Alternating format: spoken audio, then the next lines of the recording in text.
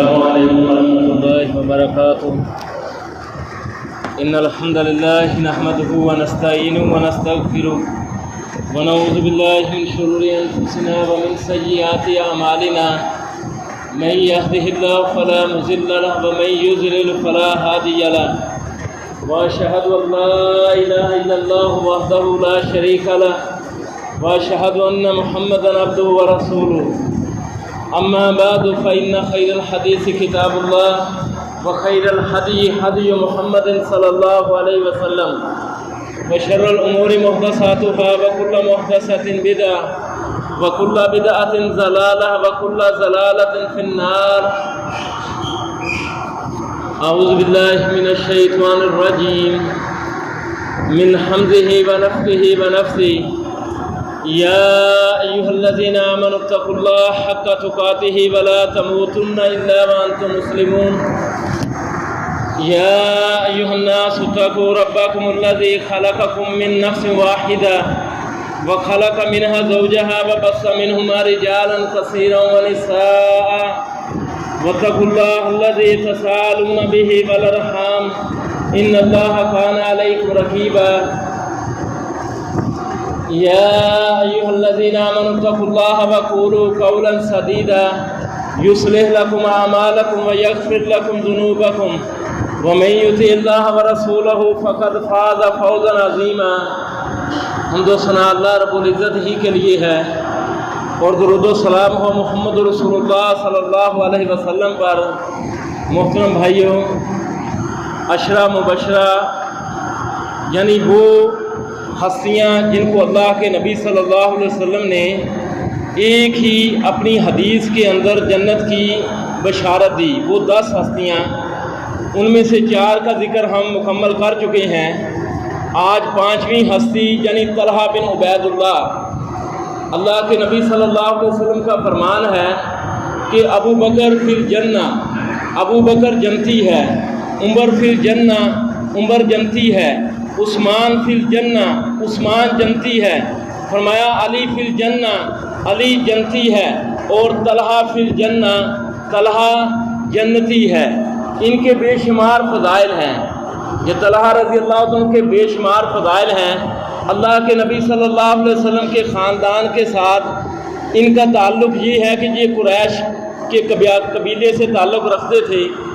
قریش کے قبائل کی کئی شاخیں تھیں، ان میں سے ایک تھی تیم بن مرہ، اس وجہ سے یہ تیمی کہلاتے تھے، اور ان کو یہ آزاد حاصل ہے، اس صحابی کو یہ آزاد حاصل ہے کہ اللہ کے نبی صلی اللہ علیہ وسلم کی 4 سالیاں وہ ان کی بیویاں تھیں۔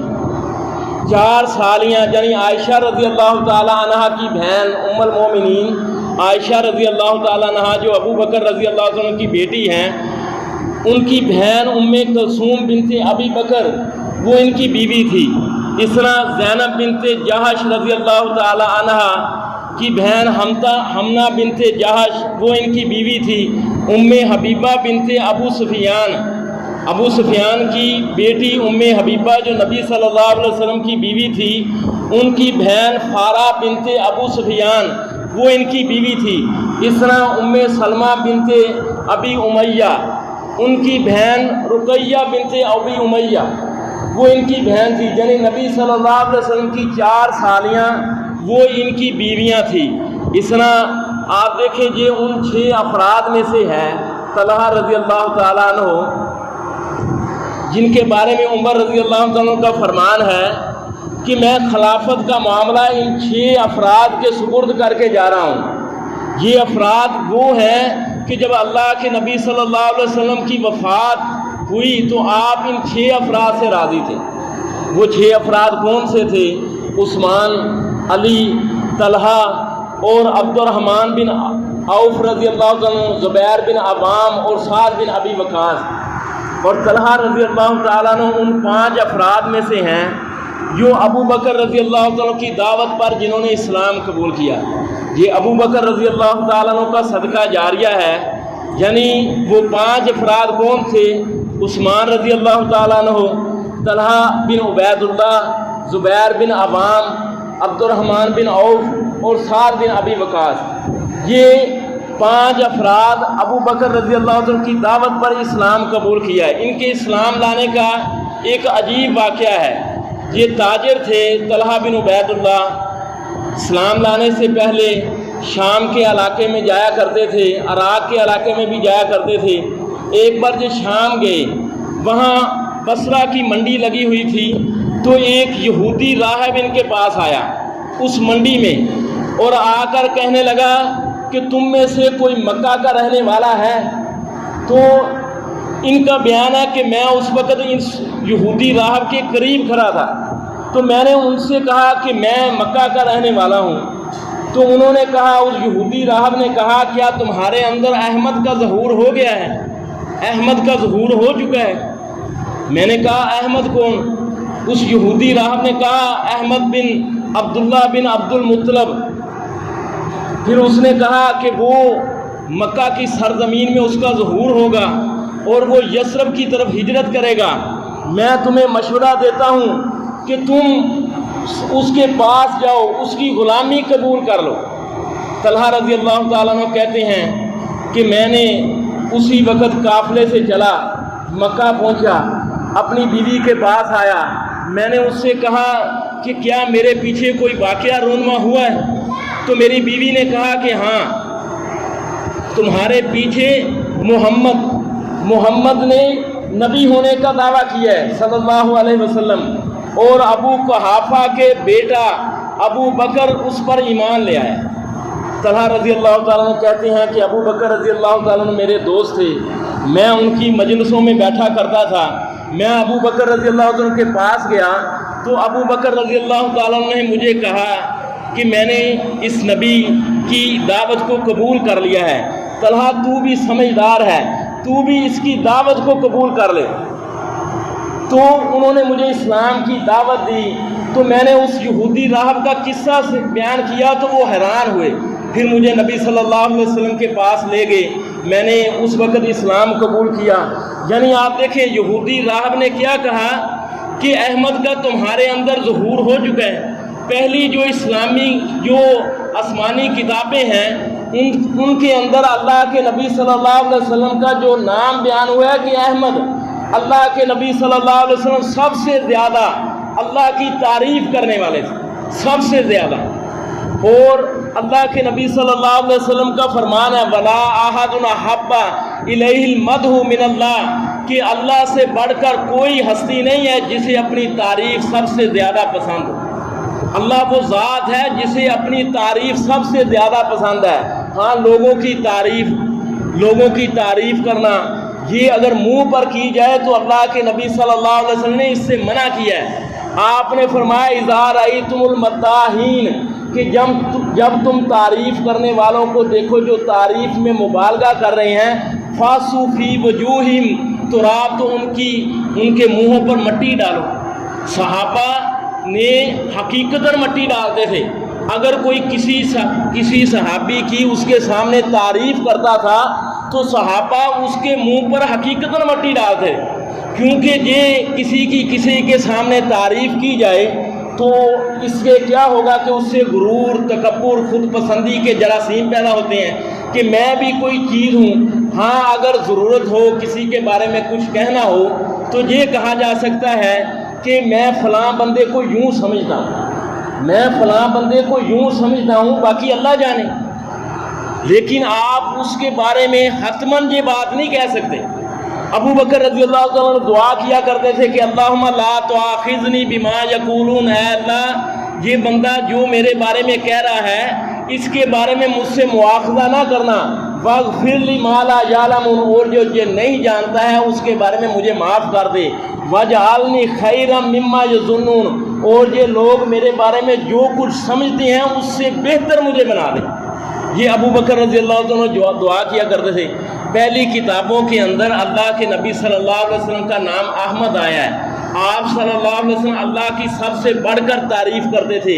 قیامت کے دن آپ صلی اللہ علیہ وسلم کے ہاتھ میں حمد کا جھنڈا ہوگا اور آپ صلی اللہ علیہ وسلم اللہ تعالیٰ کی ایسی تعریف کریں گے کہ نبی صلی اللہ علیہ وسلم نے فرمایا کہ اللہ تعالیٰ نے اس وقت اللہ تعالیٰ مجھے وہ کلمات سکھلائے گا، اور میں ان کلمات کے ساتھ اللہ تعالیٰ کی تعریف کروں گا۔ یہ عشرہ مبشرہ کے جو فضائل ہیں یہ ہم اس لیے بیان کرتے ہیں کہ یہ ایک تو اللہ کے نبی صلی اللہ علیہ وسلم سے ثابت ہے۔ ہاں اگر ثابت نہ ہو اور ہم کہیں جی یہ فلاں کی یہ خصوصیت ہے، یہ خصوصیت ہے، اور وہ ثابت ہو ہی نہ تو یہ جائز نہیں ہے۔ دوسرا یہ ہے کہ ہمارا مقصد اللہ کے نبی صلی اللہ علیہ وسلم کی بات کو آگے منتقل کرنا ہے، تاکہ ان صحابہ کے بارے میں ہمارے دلوں کے اندر محبت پیدا ہو، ہم بھی ان کے نقش قدم پر چل کر اس جنت کے حقدار بن جائے جس کی وجہ سے یہ جنت کے حقدار بنے۔ اب طلحہ رضی اللہ عنہ کا وصف کیا تھا کہ انہوں نے تحقیق کی کہ اسی صرف راہب کی بات پر نہیں رہے بلکہ گھر آ کر اپنی بیوی سے پوچھا، پھر ابو بکر رضی اللہ عنہ کی مجلس میں گئے۔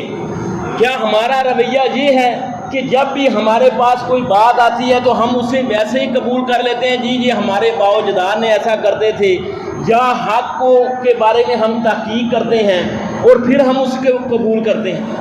یہ طلحہ رضی اللہ عنہ کی خصوصیت تھی۔ اسلام لائے تو انہیں تشدد کا نشانہ بنایا گیا، یعنی ایک غریب بندہ اسلام قبول کرے تو ہلچل نہیں مچتی ہے، لیکن یہ امیر گھرانے سے تعلق رکھتے تھے، ان پر سختہ، ان کی ماں پر سختہ طاری ہو گیا، ان کی ماں انہیں قبیلے کا سردار بنانا چاہتی تھی لیکن انہوں نے اسلام قبول کر لیا، اور ان کی ماں ان پر چیختی تھی، لیکن بعد میں اللہ تعالیٰ نے اسے بھی اسلام کی توفیق دے دی۔ حدیث کے اندر آتا ہے کہ نوافل بن خویلد وہ طلحہ اور ابو بکر رضی اللہ عنہ کو ایک ہی رسی میں باندھتا تھا اور ان پر تشدد کرتا تھا، لیکن جب اس نے ان کی ثابت قدمی دیکھی تو انہیں چھوڑ دیا۔ اسلام کی خاطر انہوں نے بے شمار ظلم و ستم کو برداشت کیا ہے۔ تمام غزوات میں طلحہ رضی اللہ عنہ نے حصہ لیا ہے، لیکن جنگ بدر میں یہ شامل نہیں ہو سکے، شریک نہیں ہو سکے۔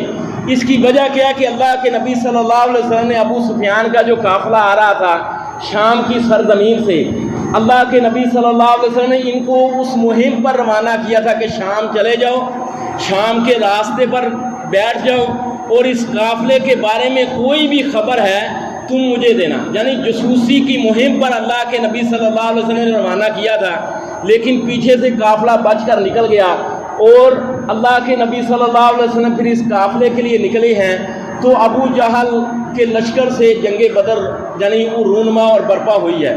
تو یہ جاسوسی کی مہم سے اس دن واپس آئے ہیں جس دن مسلمان کامیاب ہو کر مدینے میں داخل ہو رہے ہیں۔ انہوں نے آ کر اللہ کے نبی صلی اللہ علیہ وسلم سے کہا، اے اللہ کے نبی صلی اللہ علیہ وسلم، میں اور سعید بن زید یہ تو آپ کے حکم پر اس مہم پر روانہ تھے، تو ہمیں بھی غزوہ بدر میں سے کچھ ملے گا؟ اللہ کے نبی صلی اللہ علیہ وسلم نے فرمایا کہ ہاں مال غنیمت میں تمہارا حصہ ہے۔ انہوں نے کہا مال غنیمت کا حصہ تو ٹھیک ہے، وہ تو ہمیں ملے گا ہی ملے گا، لیکن جنگ بدر کا جو ثواب ہے کیا اس میں بھی ہمارا حصہ ہے؟ اللہ کے نبی صلی اللہ علیہ وسلم نے فرمایا ہاں اس میں بھی تمہارا حصہ۔ اور جنگ بدر کا ثواب کیا ہے کہ نبی صلی اللہ علیہ وسلم نے فرمایا، حاطب بن ابی بلتہ اللہ کے نبی صلی اللہ علیہ وسلم کا ایک صحابی تھا، اس نے اللہ کے نبی صلی اللہ علیہ وسلم کی ایک بات چپکے سے مکہ والوں کو بتا دی۔ عمر رضی اللہ عنہ نے کہا کہ اللہ کے نبی صلی اللہ علیہ وسلم میں اس منافق کا سر قلم کر دوں، تو نبی صلی اللہ علیہ وسلم نے فرمایا کہ عمر کیا تم نہیں جانتے کہ یہ بدری صحابی ہے، اور اللہ تعالیٰ نے بدر والوں کی طرف جھانک کر فرمایا تھا کہ اے بدر والو، آج سے تم جو چاہو کرو، تمہیں اللہ تعالیٰ نے معاف کر دیا۔ یعنی بدر والوں کا جو ثواب ہے۔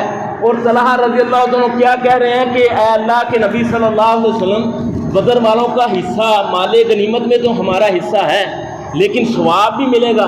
تو اللہ کے نبی صلی اللہ علیہ وسلم نے فرمایا ہاں ثواب بھی ملے گا، یعنی اجر کے حریص سے یہ جذبہ ہمارے اندر ہے کہ ہم بھی اجر کے حریص ہوں۔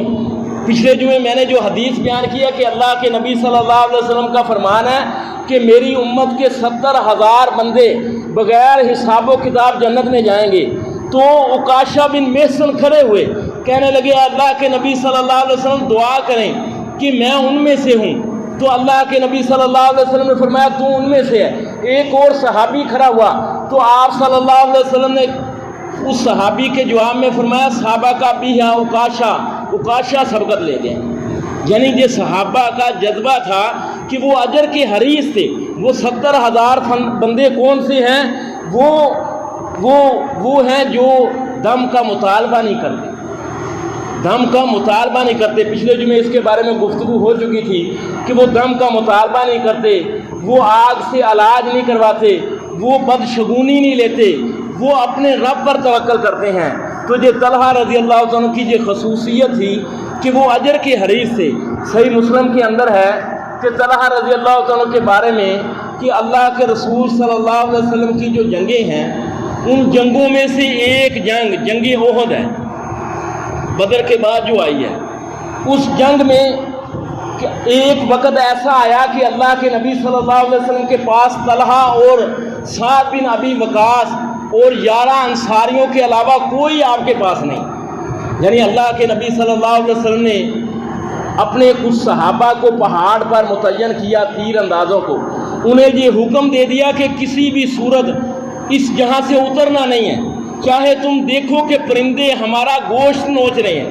لیکن پہلے مرحلے پر جب کافروں نے حملہ کیا اور مسلمانوں نے پلٹ کر حملہ کیا تو وہ بھاگ گئے.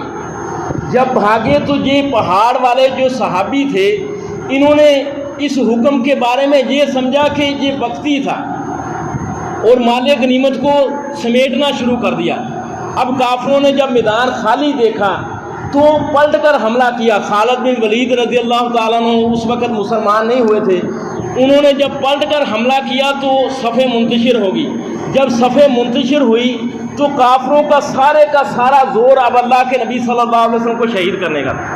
تو اس موقع پر اللہ کے نبی صلی اللہ علیہ وسلم کے پاس صرف 2 صحابی طلحہ اور سعد بن ابی وقاص تھے اور 11 انصاری تھے. اللہ کے نبی صلی اللہ علیہ وسلم نے اس وقت یہ پکار لگائی، کوئی ہے جو مجھ سے ان کافروں کو دور کرے، اس کے لیے جنت ہے.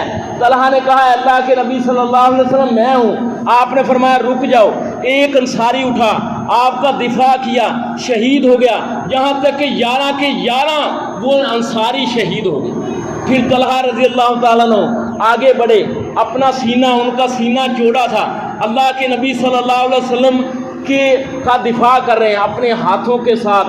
جو بھی تیر، نیزہ، تلوار آ رہی ہے اس کے ساتھ دفاع کر رہے ہیں. ان کی انگلی جب کٹی تو ہنس کا لفظ نکلا، ہنس کا لفظ، تکلیف سے. اللہ کے نبی صلی اللہ علیہ وسلم نے فرمایا کہ طلحہ اگر تم بسم اللہ کہتے تو اللہ کے فرشتے تمہیں اٹھا لیتے. تو اسی دوران یہ واقعہ رونما ہوا کہ اللہ کے نبی صلی اللہ علیہ وسلم گہری کھائی میں گر گئے. تو طلحہ رضی اللہ تعالیٰ نے اللہ کے نبی صلی اللہ علیہ وسلم کو اپنے کندھے پر اٹھا کر محفوظ مقام پر لے کر گئے. ابو بکر رضی اللہ تعالیٰ کا بیان ہے کہ میں اور ابو عبیدہ بن جراح نے نبی صلی اللہ علیہ وسلم کو دیکھا کہ طلحہ بن عبید اللہ کے نبی صلی اللہ علیہ وسلم کا اکیلا دفاع کر رہے ہیں. اور میں نے یہ دعائیں کی کہ کن طلحہ، یا اللہ جے طلحہ ہو. دور سے کہا یا اللہ جے طلحہ ہو، اور قریب جا کر دیکھا تو وہ طلحہ ہی تھا. اور اسی دوران طلحہ بے ہوش ہو گئے. اور اللہ کے نبی صلی اللہ علیہ وسلم نے فرمایا کہ اپنے ساتھی طلحہ کو دیکھو، طلحہ کو دیکھو. قیس بن حازم کہتے ہیں کہ ہم نے طلحہ کو دیکھا تو اس کے جسم پر 70 سے زائد زخم آئے ہوئے تھے، اور اس کا ہاتھ جو ہے جس کے ساتھ وہ اللہ کے نبی صلی اللہ علیہ وسلم کا دفاع کر رہا تھا وہ ہاتھ شل ہو چکا تھا. جب بھی احد کا ذکر ہوتا ابو بکر رضی اللہ عنہ کہا کرتے تھے کہ کان ذالک الیوم کلہ لطلحہ، یہ احد کا دن سارے کا سارا تو طلحہ کا تھا. اللہ کے نبی صلی اللہ علیہ وسلم کا فرمان ہے کہ اوجب لطلحہ، طلحہ نے واجب کر لی، طلحہ نے جنت کو واجب کر لیا. اور ترمذی کے اندر ایک روایت ہے کہ اللہ کے نبی صلی اللہ علیہ وسلم کا فرمان ہے من سرہ ان ینظر الی شہید، جو بندہ یہ پسند کرتا ہے کہ وہ کسی شہید کو دیکھے، یمشی علی وجہ الارض، اور وہ زمین پر چل رہا ہو، یعنی زندہ شہید کو دیکھنا چاہتا ہے، فلینظر الی طلحہ، تو وہ طلحہ کو دیکھ لے. یہ اللہ کے نبی صلی اللہ علیہ وسلم نے طلحہ کے بارے میں یہ بشارتیں دی. یعنی یہ آپ دیکھیں طلحہ نے اپنی جان سے بڑھ کر اپنی اولاد اپنے والدین سے بڑھ کر اللہ کے نبی صلی اللہ علیہ وسلم کا تحفظ کیا ہے۔ اور اللہ کے نبی صلی اللہ علیہ وسلم کا فرمانا لا یؤمن احدکم حتی اکون احب الیہ من والدہ و ولدہ والناس اجمعین، تم میں سے کوئی بندہ اس وقت تک مومن نہیں ہو سکتا جب تک میں اسے اس کے والدین، اس کی اولاد اور تمام لوگوں سے بڑھ کر محبوب نہ ہو جاؤں۔ یعنی ہم اہل حدیث جہاں اللہ کے نبی صلی اللہ علیہ وسلم کی ذات سے بڑھ کر کسی کو ترجیح نہیں دیتے ہیں، اسی طرح ہم اہل حدیث آپ کی بات سے بڑھ کر بھی کسی کی بات کو ترجیح نہیں دیتے۔ کیا ہمارا یہ رویہ ہے؟ فلا وربک لا یؤمنون حتی یحکموک فیما شجر بینہم، اللہ کا فرمانا تیرے رب کی قسم، تیرے رب کی قسم یہ مومن نہیں ہو سکتے جب تک آپ کو اپنے اختلافی معاملات میں حاکم نہ مان لیں۔ حاکم مان لے لیکن ثم لا یجد فی انفسہم حرجا مما قضیت، پھر اللہ کے نبی صلی اللہ علیہ وسلم نے جو فیصلہ کر دیا ہے اس میں اگر کوئی بندہ تنگی پاتا ہے، اس کو ناپسند کرتا ہے، وہ بھی مومن نہیں۔ اللہ نے کیا فرمایا؟ ثم لا یجد فی انفسہم حرجا، پھر اپنے دلوں کے اندر کوئی تنگی نہ پائے، ویسلموا تسلیما، اور پورے کے پورے فرما بردار ہوں اس فرمان پر۔ کیوں؟ اس زبان سے جو کلمہ نکلتا ہے وہ وحی کے بغیر نہیں نکلتا ہے۔ وما ینطق عن الہوی ان ہوا الا وحی یوحی، یہ ہمارا نبی تو اپنی طرف سے بولتا بھی نہیں ہے، یہ جو بھی بات کرتا ہے یہ وحی ہوتا ہے۔ کیا ہمارا یہ رویہ ہے کہ اللہ کے نبی صلی اللہ علیہ وسلم کی بات آئے اور ہم اس کو فوراً قبول کر لیں، یا ہم کہیں جی نہیں جی محلے کا مولوی وہ یہ کہتا ہے، فلاں امام یہ کہتا ہے، ہمارو ابا آؤ جداد یہ کہتے ہیں، یہ ایمان کی علامت نہیں ہے۔ آخر میں آپ دیکھیں کہ طلحہ بن عبید اللہ کے بارے میں ایک حدیث بیان کرتا ہوں۔ یہ حدیث جو ہے یہ رمضان کا مہینہ جب آتا ہے تو بہت سے خطیب حضرات اس کو بیان کرتے ہیں۔ یہ حدیث اصل میں طلحہ بن عبید اللہ کا خواب ہے کہ انہوں نے خواب دیکھا تھا۔ وہ خواب کیا ہے کہ اللہ کے نبی صلی اللہ علیہ وسلم کے زمانے کے اندر دور دراز سے دو بندے آئے، اور یہ واقعہ ترمذی کے اندر ہے، سنن ابن ماجہ میں بھی ہے کہ دو صحابی دور دراز سے آئے اور انہوں نے اللہ کے نبی صلی اللہ علیہ وسلم کے ہاتھ پر اسلام قبول کیا۔ طلحہ بن عبید اللہ کہتے ہیں کہ ان میں سے ایک بندہ وہ زیادہ عبادت گزار تھا، نمازی تھا، نفل نوافل کا اہتمام کرنے والا تھا، اور دوسرا بندہ بس فرائض ادا کرتا تھا۔ اور دونوں نے اللہ کے نبی صلی اللہ علیہ وسلم کے ساتھ مل کر جہاد کیا ہے، لیکن ان دونوں میں سے ایک بندہ وہ پہلے شہید ہو گیا، دوسرا بندہ آئندہ سال اپنی طبی موت فوت ہوا ہے۔ طلحہ بن عبید اللہ کہتے ہیں کہ میں نے خواب دیکھا، خواب میں نے دیکھا کہ میں جنت کے دروازے کے پاس کھڑا ہوں، تو جنت سے ایک آدمی نکلتا ہے اور آ کر وہ اس بندے کو جو زیادہ عبادت گزار نہیں ہے اور بعد میں فوت ہوا ہے، شہید نہیں ہوا، اسے کہتا ہے کہ تم جنت میں پہلے چلے جاؤ، اور پھر دوسرے جو شہید ہوئے اس کے بارے میں یہ کہا جاتا ہے کہ تم نے جانا۔ اور طلحہ بن عبید اللہ کہتے ہیں کہ پھر وہ مجھے کہتا ہے کہ تیرا ابھی وقت نہیں آیا، تم واپس لوٹ جاؤ۔ اور علی رضی اللہ تعالیٰ عنہ کے دور حکومت کے اندر جنگ جمل سے جب یہ واپس پلٹ رہے تھے تو اس وقت مروان نے ان کو تیر مارا تھا، تو اس وقت بعد میں یہ بھی شہید ہو گئے تھے۔ تو طلحہ بن عبید اللہ کہتے ہیں کہ اس وقت اس نے کہا کہ تم واپس لوٹ جاؤ، تمہارا ابھی وقت نہیں آیا۔ اب صبح ہوئی تو طلحہ بن عبید اللہ نے یہ خواب صحابہ سے بیان کیا، صحابہ نے تعجب کیا کہ ان میں سے ایک بندہ زیادہ عبادت گزار تھا، اللہ کے نبی صلی اللہ علیہ وسلم کا مجاہد تھا، اور اسے یہ کہا جا رہا ہے کہ تم نے بعد میں جنت میں داخل ہونا ہے، اور وہ بندہ جو 1 سال بعد میں فوت ہوا ہے اسے کہا جا رہا ہے کہ پہلے جنت میں چلے جاؤ۔ جب یہ بات اللہ کے نبی صلی اللہ علیہ وسلم کے پاس کی گئی تو آپ نے فرمایا الیسا قد ماکث ھذا بعد، کیا ایسا نہیں ہے یہ جو بعد میں فوت ہوا ہے اس فادرک رمضان، اس نے تو ایک رمضان اور پا لیا۔ صلی وقضا وقضا وسجدتن، اس نے نمازیں پڑھی ہیں، اس نے فلاں فلاں سجدے کیے ہیں. اور آپ صلی اللہ علیہ وسلم نے فرمایا کیا تم یہ نہیں دیکھتے کہ یہ نمازیں پڑھنا، یہ رمضان کے روزے رکھنا، یہ قرآن کی تلاوت کرنا ایک سال تک آپ نے فرمایا یہ تو آسمان و زمین کے جتنا فاصلہ ہے. یعنی ایک بندے کو اگر اللہ تعالیٰ لمبی عمر دے دے، لمبی عمر، اور وہ بندہ اس لمبی عمر کو نیکیوں میں گزارے تو یہ اس کے لیے خیر ہی خیر ہے. اور اللہ کے نبی صلی اللہ علیہ وسلم سے سوال بھی ہوا، صحابہ نے کہا ای الناس خیر، اے اللہ کے نبی صلی اللہ علیہ وسلم بہترین بندہ کون ہے؟ آپ نے فرمایا من طال عمرہ وحسن عملہ، وہ بندہ بہترین ہے جس کی عمر لمبی ہو اور عمل نیک ہو. اور بدترین بندہ کون ہے؟ آپ صلی اللہ علیہ وسلم نے فرمایا بدترین بندہ وہ ہے جس کی عمر تو لمبی ہو لیکن عمل برے ہو. نبی صلی اللہ علیہ وسلم کا فرمان ہے کہ 3 بندے ہیں کل قیامت کے دن اللہ تعالیٰ ان کی طرف نظر رحمت سے نہیں دیکھے گا، نظر رحمت سے. اللہ تعالیٰ تو ہر چیز دیکھتے ہیں لیکن نظر رحمت سے نہیں دیکھے گا، ان سے کلام نہیں کرے گا. یعنی اللہ تعالیٰ اس قدر غصے میں ہے کہ ان سے کلام نہیں کرے گا اور انہیں گناہوں سے پاک نہیں کرے گا. وہ کون سے ہیں 3 بندے؟ آپ نے فرمایا ایک جھوٹا بادشاہ، بندہ جھوٹ بولتا ہے کسی نہ کسی دباؤ کی وجہ سے. ایک بادشاہ کو کیا مصیبت پڑی ہے کہ وہ جھوٹ بول رہا ہے. دوسرا آپ نے فرمایا متکبر فقیر، فقیر کے لیے تو یہ ہے کہ وہ عاجزی کرے، جو اسے پیسے دے دے اسے بھی دعائیں دے، جو نہ دے اسے بھی دعائیں دے. یہ کیا ہے کہ آگے سے آکڑ جائے. فرمایا متکبر فقیر.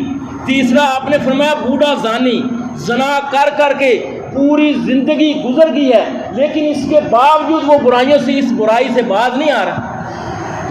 اللہ کے نبی صلی اللہ علیہ وسلم کا فرمان ہے کہ بہترین بندہ وہ ہے جس کی عمر لمبی ہو اور عمل بھی نیک ہو. یہ ہماری میرے بھائیوں عمر بڑھ رہی ہے لیکن ہم دیکھیں کیا ہماری عمر نیکیوں میں بڑھ رہی ہے. اللہ کا فرمان ہے والعصر ان الانسان لفی خسر، زمانے کی قسم انسان گھاٹے میں ہے.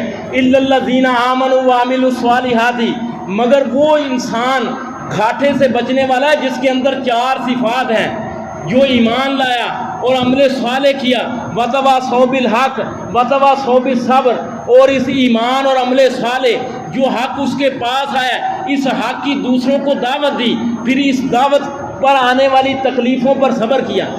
یہ بندہ کامیاب ہے، خسارے سے بچنے والا ہے. اور اللہ نے کیا قسم اٹھائی؟ والعصر، زمانے کی قسم. زمانے میں عصر بڑا اہم ہے. عصر کی نماز اللہ کے نبی صلی اللہ علیہ وسلم نے اسپیشل اس کے بارے میں فرمایا ہے.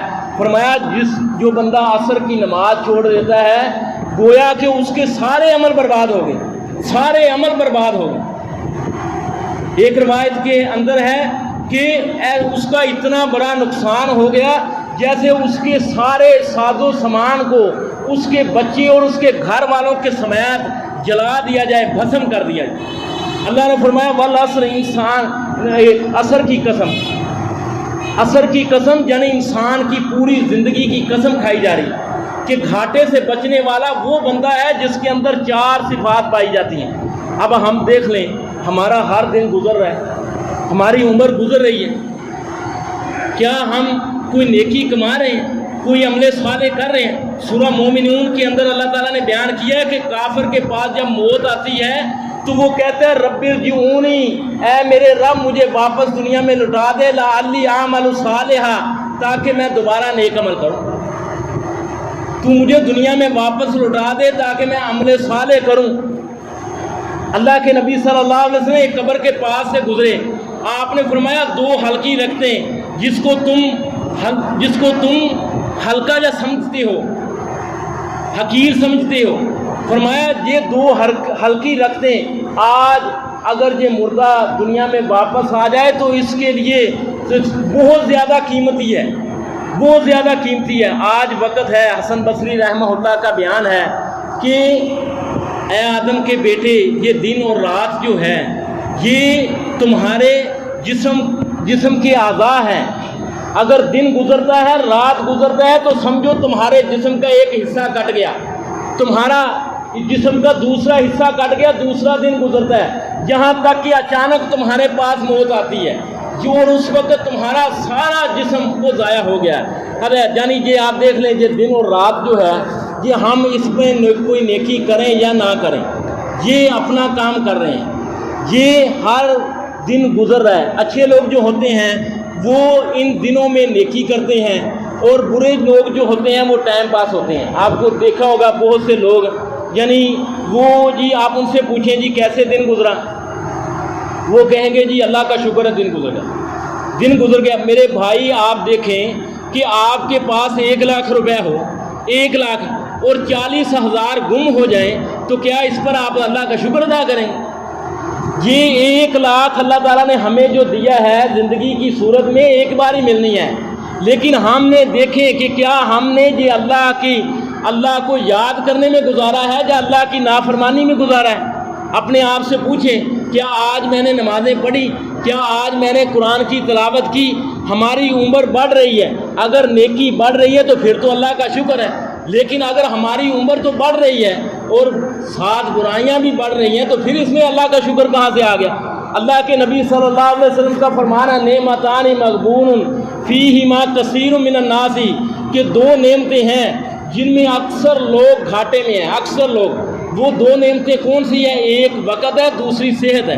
آپ دیکھ لیں دنیا کے اندر لوگ جو ہیں وہ پیسے کے لیے اس قدر بھاگتے ہیں کہ پیسہ زیادہ سے زیادہ آ جائے، اور پیسے کی خاطر اپنی صحت کو برباد کر لیتے ہیں، اور پھر صحت کو حاصل کرنے کے لیے وہ ہسپتالوں کے چکر لگاتے ہیں۔ اللہ کے نبی کا کیا فرمانا کہ 2 نعمتیں جن میں اکثر لوگ گھاٹے میں ہیں، وہ کون سی ہے؟ ایک صحت ہے، دوسرا وقت ہے۔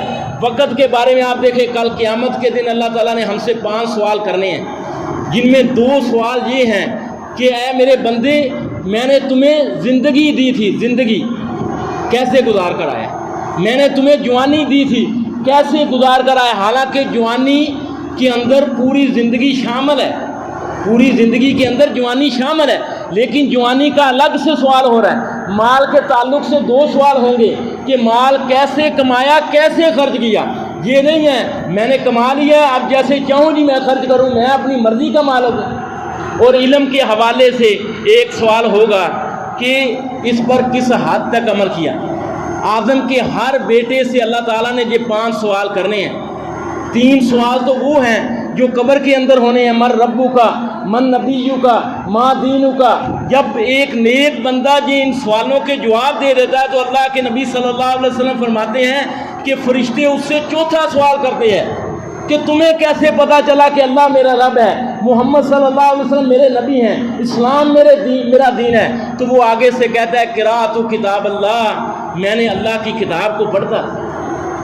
کیا ہم نے ان سوالوں کے جواب کے دینے کے لیے اللہ کی کتاب پڑھتے ہیں؟ ہمارا حال تو آپ دیکھ لیں کہ سالگرہ کے لیے مناتے ہیں، کیک کاٹتے ہیں، کیک کاٹتے ہیں، اور کیک کاٹنے والا یہ تک نہیں جانتا ہے کہ بھائی تیری زندگی کا 1 سال کم ہو گیا ہے، تو اپنی قبر کے قریب 1 سال اور چلا گیا ہے، اور تو اس کے لیے کیک کاٹ رہا ہے۔ کیا تو نے کوئی ایسی نیکی کر لی ہے جو اللہ تعالیٰ نے لازمن قبول کر لی ہے؟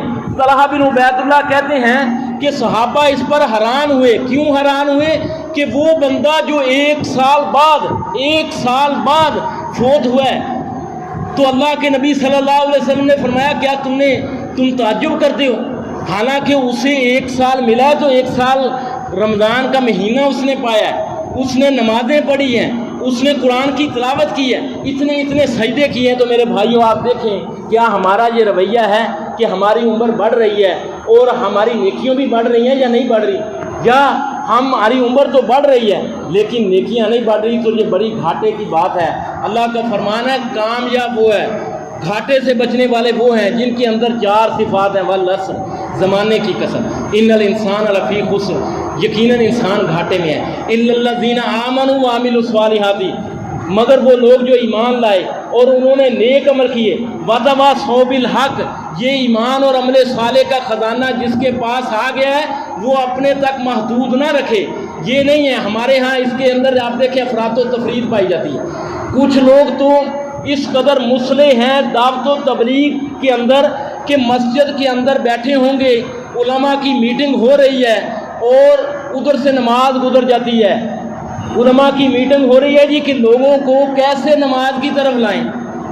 یعنی آپ دیکھیں ساری رات ہوتا نہیں ہے، ساری رات قرآن و حدیث کا جلسہ ہوتا ہے، صبح فجر کی نماز سے چھٹی ہوتی ہے۔